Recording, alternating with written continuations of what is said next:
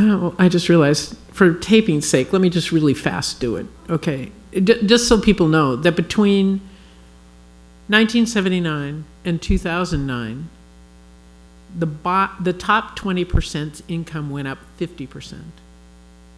It's actually 49 point something. Then the next 20% between 60 and 80 went up 23%. The middle class, 40 to 60, went up 11%. The next to the bottom, between 20 and 40% of income, went up 4%. And the bottom went down 7%.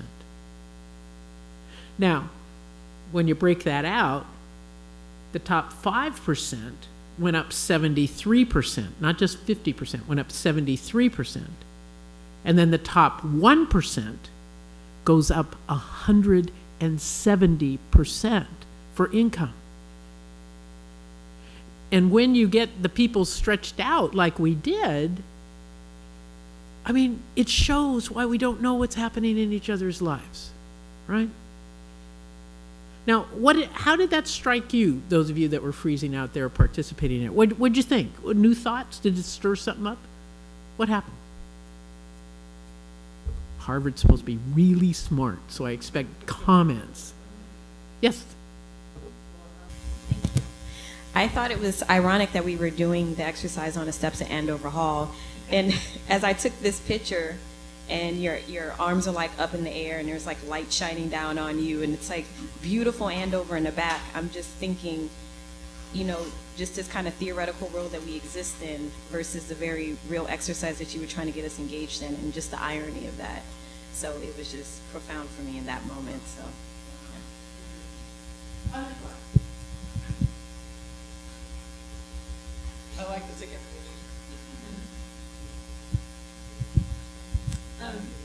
You made a mention about the beloved middle class, and it was a good reminder, I think, from a lot of the rhetoric this year that people made poor were not part of the conversation, that we lamented the end of the middle class, but not where those folks were going to be joining the ranks of. And I appreciated that.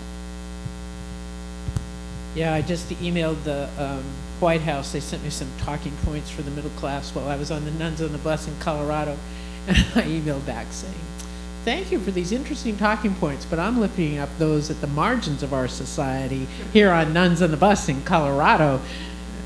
Paul emailed back, oh, thank you, sister. That's really good that you're doing that. Thank you. Yeah, right. And then I emailed back, now, are you going to have some more talking points for us? Anyway, I think I do have an appointment tomorrow in a small group with the president, so I'm going to encourage him to use this moment. I think that piece about the middle class is really an important piece, because that's who we think of. But for 30 years, their income grew by 11%. Even that's pretty shocking, isn't it? To me, it is. Because do you want to know that between 1949 and 1979, everyone, all of those folks, their income grew about 100%. The lowest 20% grew by 116%, and the top 20% grew by 86%. These are all Pew numbers, Pew Research. And that 86%, you know, when you take a percentage of a big number, you get a bigger number, right? And a percentage of a smaller number, even if it's a bigger percentage, turns into a smaller number. But the fact that everybody grew about 100% says it is possible to do it differently. It is possible to have policies that are different. And if you look at it, what happened? Trickle-down economics. The theory of trickle-down economics is obviously a failure. Either that or it takes an exceedingly long glacial age to trickle down. So the challenge for us right now, I think, as people who care about the community, who care about relationship, who care about our nation, the challenge for us is to find a way to create connections and to change the direction of this growing and growing wealth disparity, income disparity. We were just looking at income, not wealth. Now, I want to give you a statistic on wealth because it shocked me, so maybe it'll surprise you too. But that in 2009, the median net worth for a white household, okay? Median net worth for a white household, 2009. So that's into some of the housing collapse. It's in the recession. But the white household median income, and that's for those of you that hated statistics, that's where you count up from the bottom to the midpoint. It's not the average. It's the midpoint, is $114,000. Now remember, wealth is all your stuff, what it's worth, your retirement, your car, your house, your whatever you've got, minus what you owe on it, gives you your net worth, right? Everybody knows that. Everybody nods sagaciously, yes. Okay, so the median wealth for a white household was $114,000. Well, to be precise, $113,992. Close enough, $8. I'll give them $8. Now, for a Latino or Hispanic family, the median net worth was $6,325. And for an African American household, the median net worth was $5,577. And you think, ooh, that doesn't sound good. And why is that? One of the best books that I have ever read that explains, especially for African American households, but it wasn't her agenda, is Isabel Wilkerson's book, Warmth of Other Suns. It is an exquisite portrayal of the story of the African American migration out of the South between 1920 and the 1970s. And Isabel Wilkerson interviewed over 1,400 people, writes this exquisite story of three principal figures, and weaves in other stories. But what she so viscerally communicates is that when African Americans moved out of the South, and with Ida Mae, she comes to Chicago, and Ida Mae's dream is to buy a place. They had to leave under the cover of darkness because it was dangerous to leave sharecroppers. They could have been attacked or killed for leaving their land. They left with nothing. They could tell no one where they were going, so they took nothing with them. And then what happened was they get to Chicago. She works as a maid. She saves every dime. She buys a house in a place where she thinks it's going to be good for her family so other family can come. She pays full dollar for it, and immediately white flight starts. And white flight then drives down the value, erodes the school system, creates all sorts of other problems, but she's holding on to her land for her family. But then when she dies, it has very little value to pass on. And they end up losing the house. But it's that cycle of white flight, reducing value, the incapacity to pass on wealth. And what several researchers have found is that the single most important piece for families to accumulate any wealth is inheritance. And the fight over the inheritance tax is really a fight over those who have, with the fight with those of us who think that those who have should contribute a little bit more to the coffers of the United States that created the wealth that they have. Does that make some sense? Now, the other piece, the reason why in 2009, this was actually a better number, for the Latino and the African American families were better numbers in 2006 and 2005. before the housing bubble, because it was families of color who were disproportionately shunted into the subprime mortgages, you know, those bubble mortgages. You're all Divinity students, I think. But anyway, hopefully you know a little economics too. Anyway, so there was economic advantage that was taken of families of color. Disproportionately. Some white families, yes, it happened to too. But more homes, recently purchased homes, are now underwater. It's a real challenge. So what does this mean for us? Well, one of the reasons that we went on the bus was in an effort to lift up those who have been lost in this entire conversation. The fact that we talk about the middle class, we talk about the 1%, but we don't talk about those at the bottom who are struggling. And you know that most of the folks who are able-bodied folks, not the disabled community, but able-bodied folks who are in the lower 20% are working. Most of them full-time or close to full-time at minimum wage.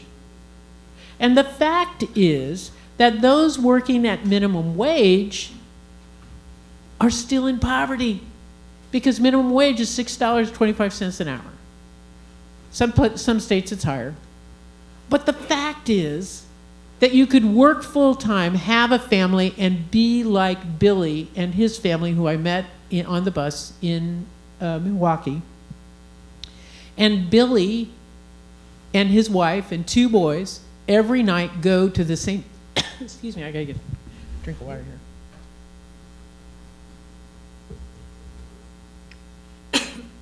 Every night they go to St. Benedict's dining room for a free meal.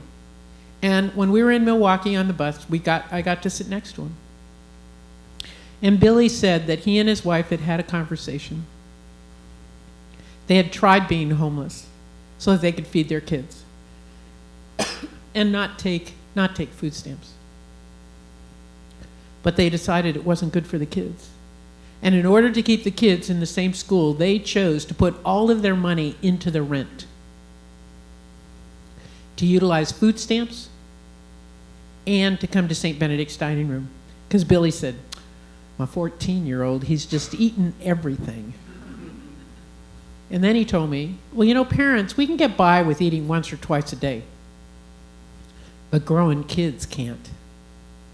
It's the best we can do. It's hard, but it's the best we can do. But what it made me realize is that people would look at that as a handout to Billy.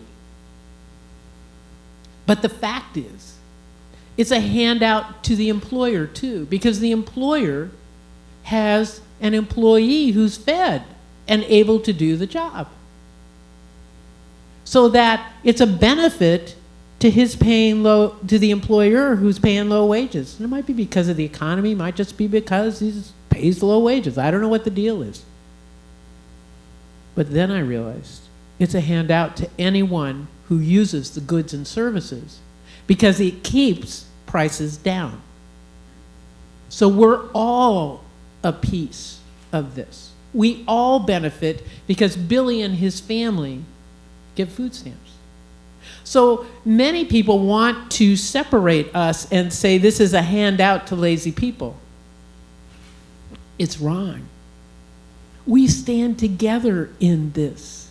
And for me, it's a faith perspective to know that we are all united, but it's also an economic reality. That economically we're intertwined in a very complex economic system. And so if we want to think of, you know, how do we respond in tough economic times, well, then I think we have to think of the integrated system. And quite frankly, as a person of faith, I think we have a choice. Either, well, let me put it this way. I believe that every person, because of their human dignity, has a right to eat. Duh. I mean, it's not like you could give it up for a while, you know? But then, if everyone has a right to eat, and everyone has a right to a house, and housing, and everyone has a right to clothing, and everybody has a right to education, and I believe everyone has a right to health care, then what do? How do we, in a democracy, provide for those rights? And some people would say, well, let's just do away with government, and we'll all take care of each other.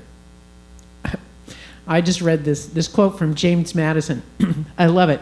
He said, if men, and I like the gender exclusivity of that one, but if men were angels, we would not need government.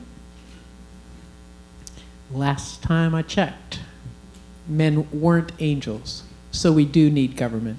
But the other piece is, if we believe in a democracy, democracy is everybody, we the people, coming together to make hard decisions, then by definition, that method we use is government. And to undermine government is to undermine our democracy.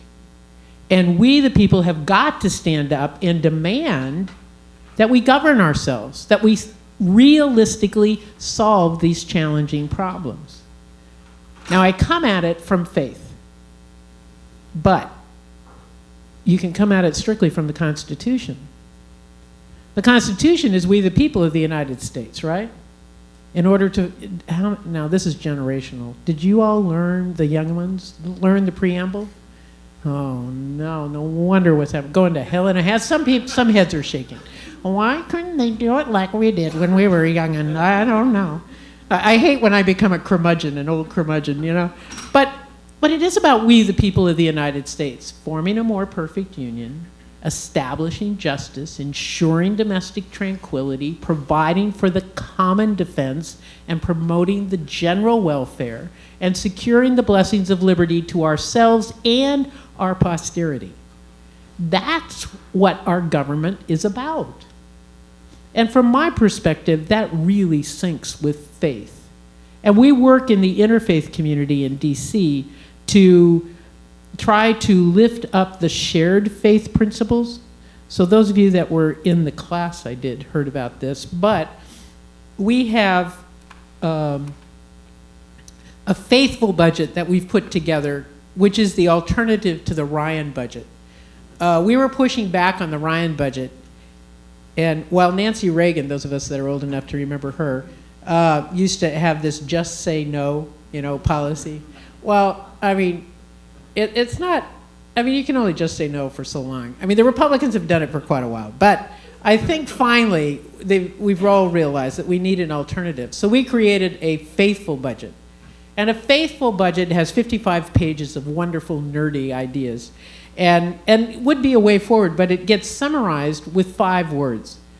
And this was our message on the bus. The 5 words are this: reasonable revenue for responsible programs. Okay, now I'm told by educators, I'm only a lawyer, but I'm told by educators that if you say it 3 times, you'll remember it. So, all right, you ready?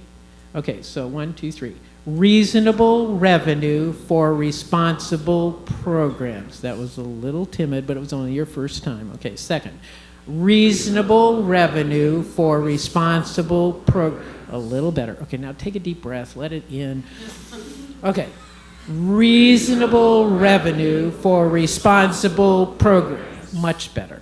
Then a psychologist told me if you say it 7 times, you actually believe it. So you have homework to say it 4 more times. But the key piece here is reasonable revenue. Politicians did, I admired the president saying that revenue needed to be raised in his campaign. He's right. He was one of the few politicians that said it. We've got to raise revenue. It's irresponsible not to.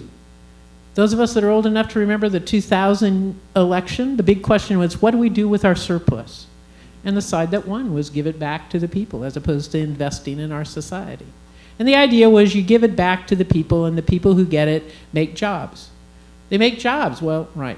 So now that's the Republican idea. Give them a bigger tax cut so that you can make more jobs. Well, I hate to say it, but my definition, or not my definition, but a definition of insanity is where you keep doing the same thing over and over and you expect a different result, right? Well, the fact is they didn't make jobs. They invested the money offshore, Cayman Islands, God knows where, and it didn't work. So we need a different approach, in my humble estimation. Well, not so humble. I'm pretty proud of it. But anyway. But the fact is, we need new revenue, reasonable revenue.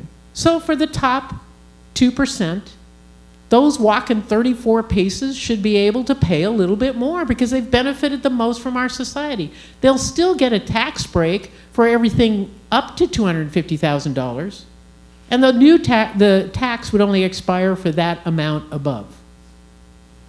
Okay? Seems reasonable to me. They benefited the most. They should pay in a little more. The second is for responsible programs. Social services are the most responsible programs there exist because there's all kinds of audits, there's all kinds of reporting. Yesterday in Colorado, we heard about Mi Casa, this fabulous program in the Hispanic community that develops entrepreneurship and gets money through the Small Business Administration to develop entrepreneurship in the Hispanic community. They were doing fabulously well. They had created something like $5 million in their businesses, created $5 million in revenue, 240 some jobs. It was fantastic. They had a 40% cut in their federal funding because of the ARA, the Reinvest in America Act. And what happens is, if the Ryan budget goes through, they're going to have a total cut in their federal funding. And they are the very ones that are doing job creation. It's just nuts. So, reasonable revenue for responsible programs. Social service programs are responsible. But I say that the Pentagon should be responsible too. In tough economic times, we cannot afford these cost-plus contracts. Cost-plus contracts are contracts that are awarded, and whatever it costs you to do this service or make this widget or whatever it is, will guarantee you usually a 20% profit on top, which totally creates an incentive for increasing cost because then your profit's going to be larger. The other thing that they do a lot of that we can't afford is no-bid contracts. And they say, ooh, we're good friends. You do good work. I like you. Cool scarf you've got on there. We'll just give it to you. It's that kind of thing that goes on. We can't afford that. Everybody needs to be responsible. So that's the Nuns on the Bus message. Reasonable revenue for responsible programs. But you know what? We don't just do it because it makes sense economically. We really do it because of faith. And for us, out of a Christian tradition, it's all about that. Where did Jesus stand? Jesus stood with those who were outcasts. Jesus stood with those who were on the edge. Jesus didn't like a lot of money changers in his temple, if you know those stories. Jesus was all about standing with those on the margins and lifting up the good news that we're in this together. And I think one of the hardest pieces right now is that we're so separate from each other that we don't know what's happening to Kate, the 34 paces away from us. And what we desperately need is conversation among all of us. And for me, that becomes, I told the story in the class, but radical acceptance and fighting, that the two go together. But radical acceptance means that we all accept each other as being a piece of this community. And fighting is we don't fight each other, but we fight together we fight for the ideal. We struggle together to find something new. We struggle together in this very complex, confusing society to find a new way forward. That includes us all. And we let go of fear. Fear has driven us, I think especially since September 11th, 2001, but it's been used by politicians to keep us apart and to keep us paralyzed. And we have got to step beyond fear, because fear is crippling us. And that, I think, is for me where faith leads me to say, what have we to fear? Each other? Heavens. The counterintuitive way forward is for all of us to come together, and then we really will make the politicians nervous. Because as long as we treat politics like a Super Bowl, or like, oh, wow, November 6th, that was really great. I'm glad it's over. We can watch television again. No more ads. And we can go back to being couch potatoes. We're going to lose our democracy. because this really is an issue of faith and civics. We've got to engage for the future of who we are. So, my friends in Harvard, I can't believe I'm talking to you, quite frankly, but we have work to do. You are the leaders we're waiting for. I mean, you are it. Somebody tells me I'm it. That's pretty scary. But the fact is, we need each other. We all have to be leaders in this moment. No one can afford to be a couch potato.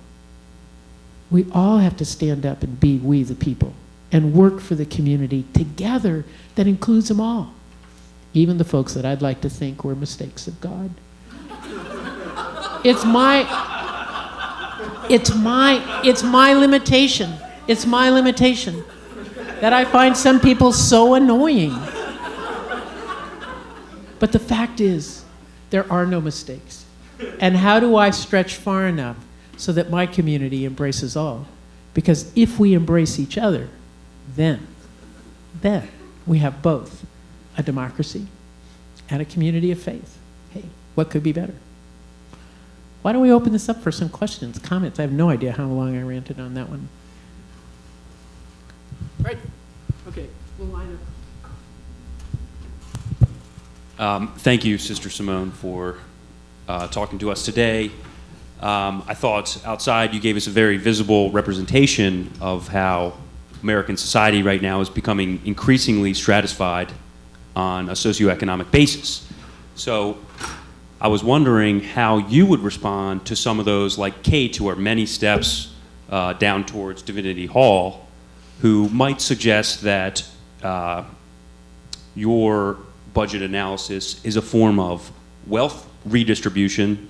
And another buzzword I'll throw in there is that someone like Paul Ryan would say that in America, we want to guarantee the equality of opportunity, not the equality of outcomes. And they even would bring in this word of class warfare. I love that. Yes, let's have class warfare. It's not about class warfare.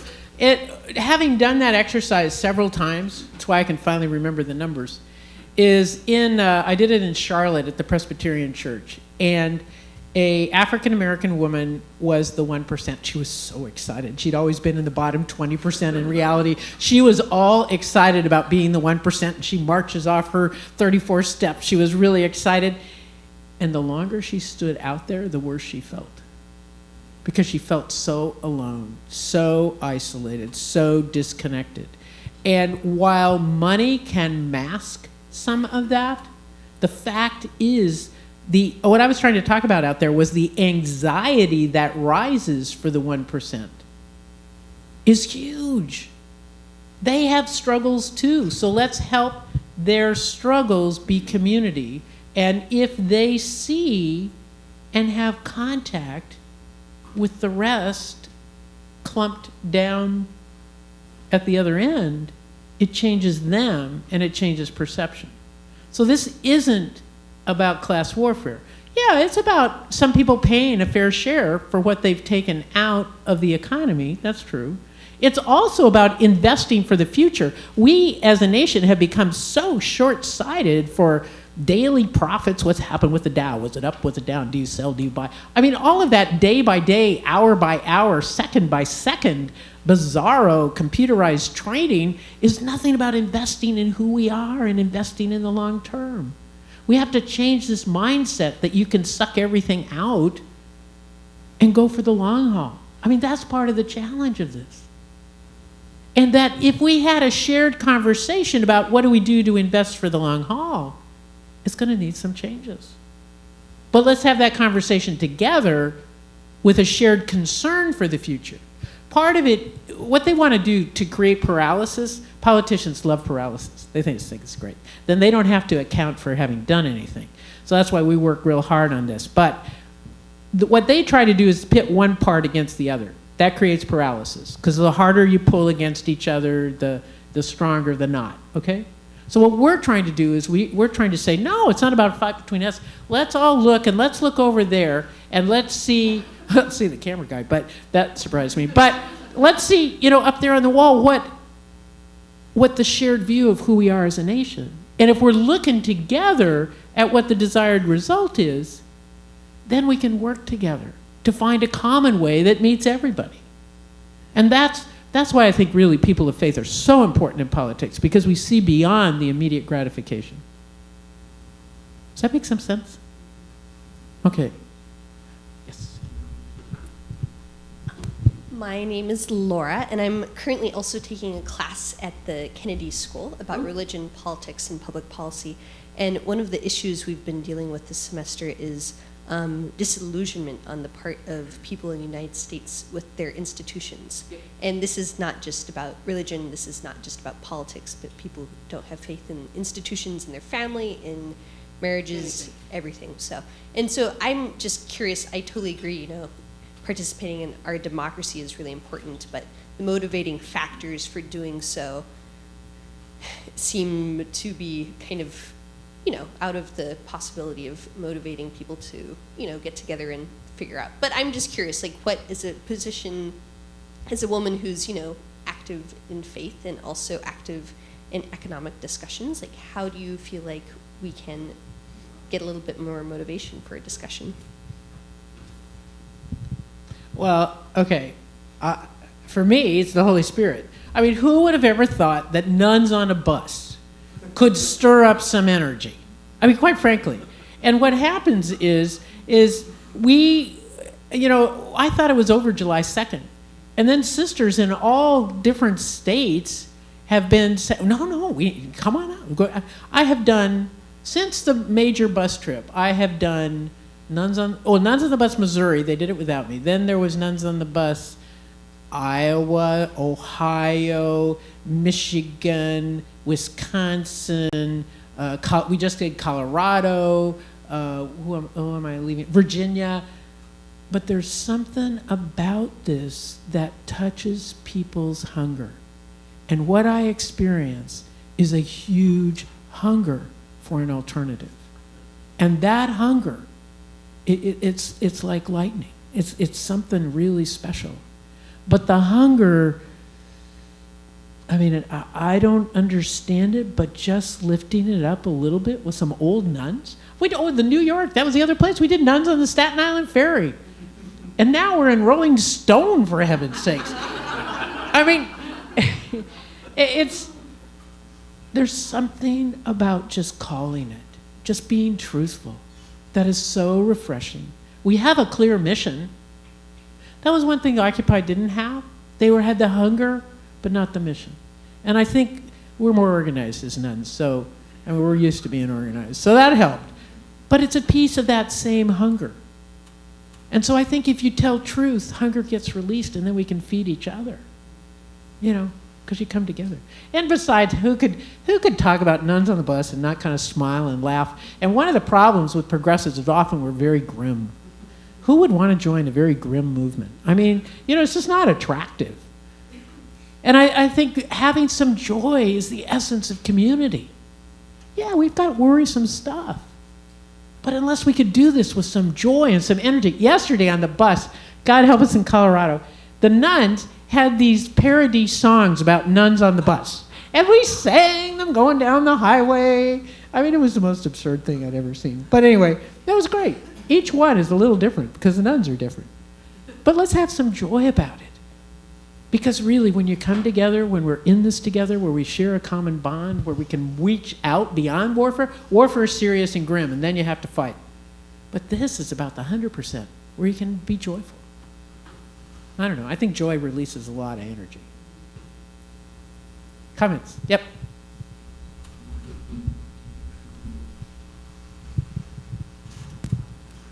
Thank you very much, Sister Campbell. It's been really wonderful. I'm curious to know if you found your message resonating with the 1%, if you have stories of talking to people who say, I want that, because I find that probably the hardest thing is to try to budge the people who are benefiting, who are 34 steps ahead and say, no, I don't want to come back. I'm happy out here. Maybe that speaks a little bit to the fire, maybe a little bit to the isolation, but are there people in that class that need this message as well? Let me tell you about lunch on Election Day. lunch on election day was with this great guy, Tom. I met him for the second time. The first time I met him, he stopped by the office because he'd read in the New York Times about nuns on the bus. He thought it was a great idea. He stopped by and he asked me, what do you need? So I went through my financial list, you know, a sign, pop-up sign. They're really expensive, $3,000. And we wanted 2 of them, so that was 6. And then we needed something else, and gas was going to be 12, and yada yada, 12,000, and something else. And he says, put me down for gas. And he takes out his checkbook and writes me a check for $10,000, a guy I had just met. But it was part of the magic of the bus. And then we went to lunch on election day. Okay, that was in June. I hadn't seen him since. Finally, I have a moment. I had to change the lunch date about a gabillion times because I kept doing all these nuns on the bus events. And so finally we go out to lunch on election day, and I find out he feels really bad about the 1%. He doesn't like me talking about the 1% because he is the 1% and he wants to be included. And we got talking about it. He sees himself as a different 1%. And I thought, oh, a different 1%. Yeah, I'm different, Sister Simone, I'm different. And so we talked about it. He's a construction guy. He does commercial construction. And he showed me his new building. It was like a new dad with his new building. It was great. It was beautiful. But what I realized is for him, he was making jobs. He was creating opportunity and getting to know his workers. And that because we had this conversation, now I have to be a little more careful, which I wasn't tonight because, anyway, I wasn't. I need to be. But he sees using his opportunity to share it with workers. And he pays more to his workers so that he can keep them and gives them benefits so that they can be healthy in order to accomplish his mission of building these buildings, but also feeling responsible for creating community.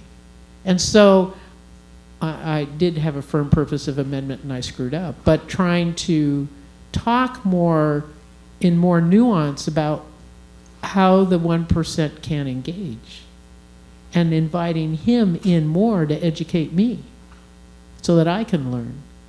And maybe I'll educate him a little bit too. But I need to learn how to be better about it. Does that make some sense? But here's this guy who really is making jobs and got me thinking that there's a difference between those who actually make jobs, do stuff, and those that do hedge fund stuff or, just kind of the investment, quick trade, all that flim-flam stuff. That there's a difference. And I'm sure the flim-flam people might tell me something noble about them. Not sure what. I had this other conversation with this guy when I was going to Des Moines for the Nuns on the Bus. I was so excited. I usually don't talk on airplanes because I'm on them a lot and I like to be kind of quiet. Well, I was so excited. I was talking to this guy. This guy, about maybe late 30s, works in international finance. After talking with him for the flight from DC to Chicago, I realized this guy who's flying first class to Hong Kong, who trades all over the world, does all this stuff, he defines his community as his wife and 3 daughters. That was his community. And he defines the economy as the globe. And every time I thought he would be concerned about unrest in Indonesia. And he says, no. You don't have to worry about it. It's all in the price. Yeah. If there's unrest, then it's going to, you're either going to have to invest less because there's higher risk. It's all in the price. And I realized after talking to him, I have a global community and a local economy. We're the exact opposite. And then, as we're leaving, I guess he found our conversation kind of intriguing because I'm talking about this with him. So he decides to follow me on Twitter. God only knows what he thinks about that. But anyway, so he's following me on Twitter now. But I don't think he's unfriended me or whatever you call it. I don't know. Untwitted me. What's the past tense of twit? Anyway, but it's really important to have those conversations because I need to learn too. And if we come at this with curiosity and interest and less about judgment and isolation, damnation, fighting, then I think we can build this community. Because people do care. They just see it differently. Interesting. Other questions coming?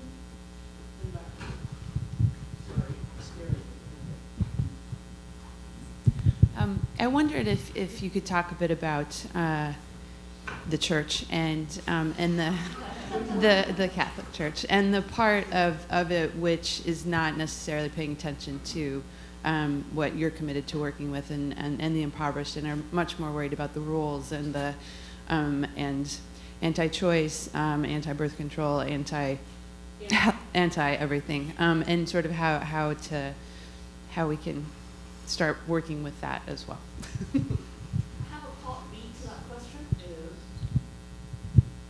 And part B to that question is, the men are bullying the women, the men are investigating the women. How is that impacting you, affecting you? Okay, B first. Nuns on the bus would never have happened but for the Vatican censure of the Leadership Conference of Women Religious that named our organization, Network, as a suspect organization. So we, at Network, we don't know, should we send them a thank you note? Should we send them a gift membership? I mean, really, seriously, the Holy Spirit, okay, as a person of faith, the Holy Spirit is alive and well and stirring us up and using opportunities that could look like oppression and all that stuff to make mischief. The needs of the poor have not gotten this kind of airing in a very long time in our nation. And it is directly attributable to the censure of Catholic sisters and the naming of Network, our organization. And the bishop's office was so angry at us for being successful. The reason why this whole thing happened is because of our success with healthcare, that we got healthcare passed, that the sister's letter that I wrote, and I thought if I never did another thing, I had done a really good job. And the bishops were afraid that there was federal funding of abortion in there. There's no federal funding of abortion, it says it. And there's going to be an audit to make sure that there isn't. But they didn't believe it. Oh, they were worried. But it came because they got very bad political advice. But it's good news. It's good news because it's lifting this up in democracy. The challenge is cultural because the bishops come out of a culture of monarchy. This is where it gets tough. Because out of a culture of monarchy, they see themselves as getting their power directly from God and not from the people. We live in a culture of democracy. And I, quite frankly, find Jesus quite democratic. And so, and Benedict, my community follows a Benedictine spirit, and Benedict has this thing, when a big decision needs to be made, the whole community is called together, and you listen to each one, starting with the youngest. I mean, can't beat that for democratic. And that the decision emerges after listening to all. So the clash is culture. If you look at what the bishops are writing right now, it's nothing about Jesus, faith, gospel. It's all about rules and not subjecting our, how do they call it? Will and intellect to theirs. Oh, give me a break. I mean, that's not going to happen in a democratic culture. So the thing is, in Vatican II, which they also would like to pretend didn't happen, but in Vatican II it said that the challenge was to enculturate faith into different cultures. And at the time, the bishops involved thought that it was Africa, Asia, far and distant lands. But who knew? It was also in the United States. It's in democratic cultures. Now, you want to hear something funny? This is funny. Well, it's also a deep honor, but it's funny. There's a group called the Parliamentarians for Global Action. I never had heard of them before, but it's an organization of members of parliaments and national parliaments and congresses. It's over 1,000 members from 120 countries. And they give each year an award for defenders of democracy. I am going to receive one of their awards, one of 2 awards for defending democracy. Well, okay, it's wonderful. It's a huge honor. I mean, when you see the list of people who have gotten this, it's like really humbling. But this is the funny part. It's being given in Rome. Isn't that great?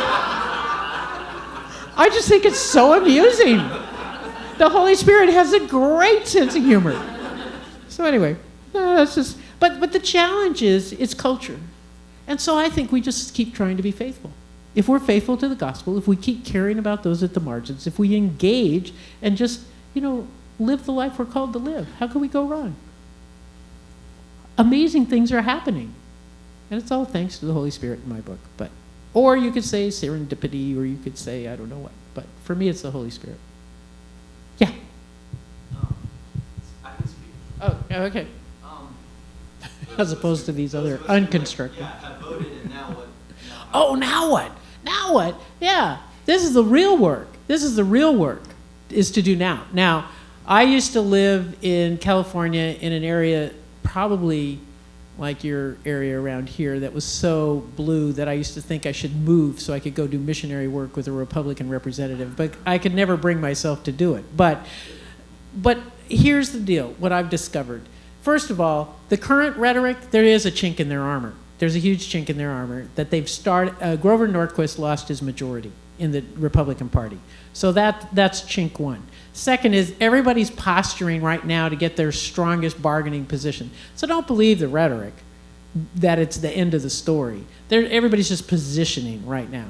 And it's true, tomorrow I'm talking to the president because of the economic stuff. But I'm talking to him about our people, about reasonable revenue for responsible programs for those at the margins. But the fact is that everybody's positioning, including me. So I'm going to go in with my strongest suit, okay? Because that's the game at this point.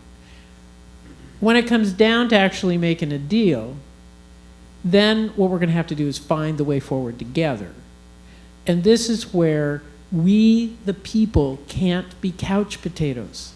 And I didn't fully understand that when I was in Ron Dellum's district, who always voted with Network, and the only thing I ever had to do was call him up and say thank you. I didn't understand that it was helpful to get those calls, because then if you're in a really blue place, then you can say a really big number of folks who care.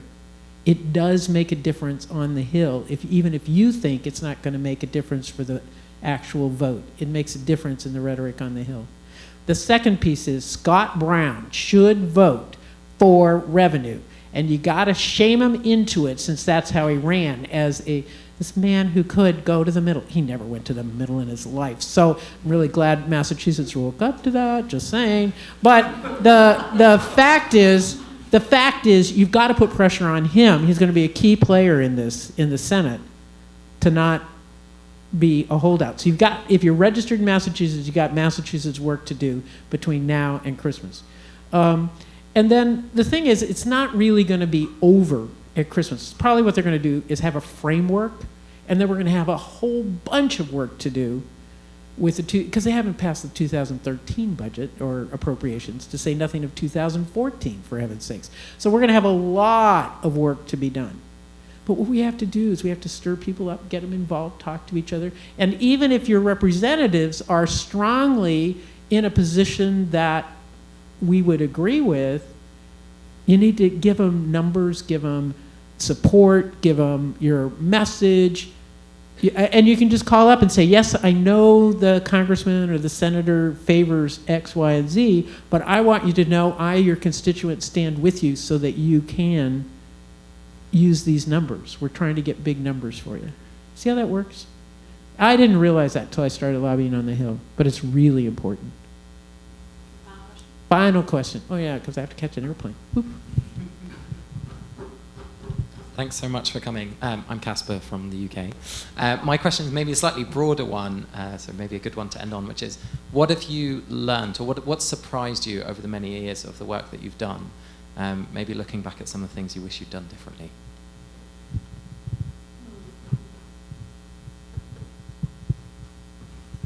I'm sort of a Hildegard of Bingen kind of person. Or is it, what's her name? It's not Hildegard.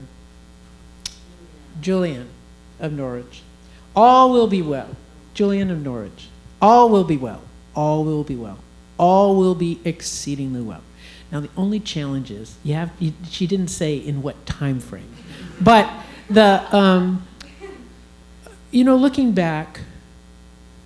Okay, when you look forward, I mean, for young folks looking forward, and it's hard to know what do you choose and where's the path and what does it seem and yada yada, and it's anguish. It's anguish, but any choice is always anguish because it's done in the dark. But that's its beauty, because in the dark is intimacy, and in the dark we're more likely to snuggle up with each other, and in the dark we're likely to be connected, and in the dark we're likely to share our terrors and our fear. But when you have made some choices, and then you're standing there and you look back, it looks like it was a straight line in the light. And I mean, I practiced law for 18 years. I went to law school because I thought I wanted to do this kind of work, policy work. I was sort of slow. I discovered I liked practicing law, so I did that for 18 years and served the working poor in Oakland in a practice that we said could either be a sitcom or a docudrama on television. It was fabulous work. And I'm still great friends with all those folks. And now I do policy work that I thought I wanted to do originally, but it was all chosen in the dark. But it's great. It's fabulous. And while I might say that, nobody's a mistake of God, no choice is a mistake either. The fact is, it all works to the good. You just do the best you can. Where are you called? Listen deeply. And this is where my spiritual practice is key, because it's all about listening at the core of my being to the nudges. And if you listen, have a practice of listening deeply, and then the challenge is act on what you hear. So I heard, ask for help. That's how Nuns on the Bus started. What else have I heard? That's the most recent one. And then radical acceptance and fighting as being clear, as being the burning bush, God flaming up in our lives. Let that be.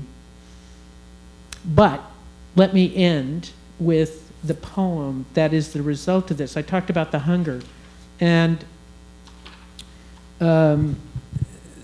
I did experience on the bus trip how the hunger of everyone, and it reminded me of the Christian story from the Christian scriptures about Jesus and the loaves and fish, and the apostles were like outside we were, and there all these people, and it was dinner time, and the apostles say, send them home, send them to go get food, do something.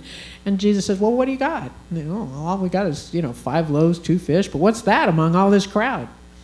Anyway, it's from that this poem comes. It's called Loaves and Fish. I always joked that the miracle of loaves and fish was sharing. The women always knew this.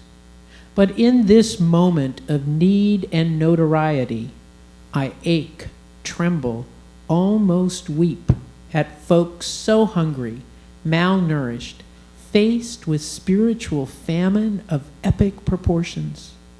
My heart aches with their need. Apostle-like I whine. What are we among so many?